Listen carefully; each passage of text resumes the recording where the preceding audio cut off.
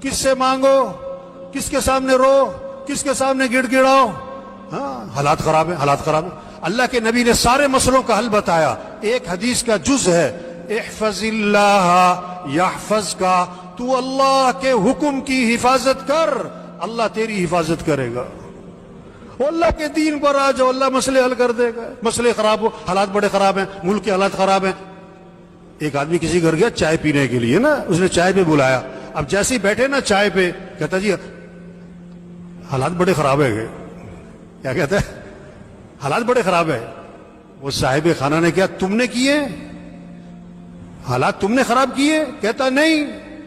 کہتا تم ٹھیک کر سکتے ہو؟ کہتا نہیں. کہتا پھر چائے پیو. پھر کیا کرو؟ او بھئی حالات خراب ہیں تو کیا کرو؟ باتیں کرنے, تبصرے کرنے, غیبتیں کرنی, چغلیاں کرنی, ایک دوسرے کو گالیاں دینی, لان تان کرنا, بڑے مارنی. نہیں, حالات خراب ہیں تو کیا کرو؟ اللہ نے مسئلے کا حل بتایا. وَاسْتَعِينُوا بِالصَّبْرِ وَالصَّلَاةِ. وہ سارے مسئلوں کا حل اللہ فرما رہے ہیں, اللہ سے مدد طلب کرو, صبر کرو, جزا فضا نہ کرو, شور شرابے نہ کرو, غیبتیں نہ کرو, گالیاں مت دو, صبر کرو, اور نماز پڑھو, اور نماز پڑھو. نماز پڑھ کے اللہ سے مانگو, اللہ مسئلے حل کرے گا, اللہ پریشانیاں دور کرے گا.